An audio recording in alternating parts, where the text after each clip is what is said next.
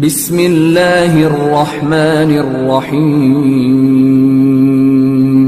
شروع اللہ کا نام لے کر جو بڑا مہربان نہایت رحم والا ہے۔ جو چیز آسمانوں میں ہے اور جو چیز زمین میں ہے سب اللہ کی تسبیح کرتی ہے، اسی کی سچی بادشاہی ہے اور اسی کی تعریف ہے، اور وہ ہر چیز پر قادر ہے۔ وہی تو ہے جس نے تم کو پیدا کیا، پھر کوئی تم میں کافر ہے اور کوئی مومن، اور جو کچھ تم کرتے ہو اللہ اس کو دیکھتا ہے۔ اسی نے آسمانوں اور زمین کو حکمت سے پیدا کیا، اور اسی نے تمہاری صورتیں بنائی اور صورتیں بھی اچھی بنائی، اور اسی کی طرف تمہیں لوٹ کر جانا ہے۔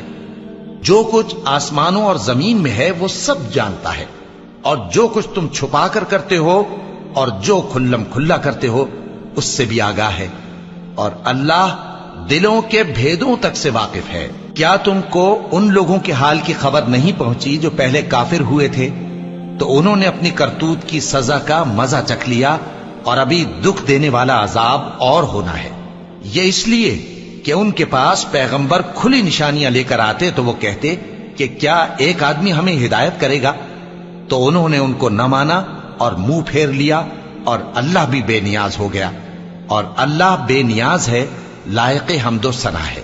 جو لوگ کافر ہیں ان کا اعتقاد ہے کہ وہ دوبارہ ہرگز نہیں اٹھائے جائیں گے۔ کہہ دو کیوں نہیں؟ میرے پروردگار کی قسم تم ضرور اٹھائے جاؤ گے، پھر جو کام تم کرتے رہے ہو وہ تمہیں بتائے جائیں گے، اور یہ بات اللہ کو آسان ہے۔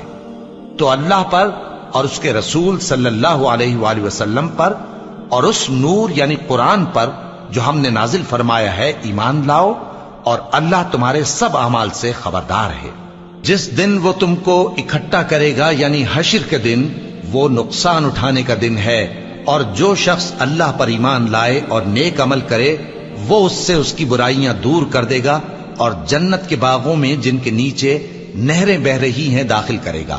وہ ہمیشہ ہمیشہ ان میں رہیں گے، یہی بڑی کامیابی ہے۔ اور جنہوں نے کفر کیا اور ہماری آیتوں کو جھٹلایا وہی اہل دوزخ ہیں کہ ہمیشہ اس میں رہیں گے، اور وہ بری جگہ ہے۔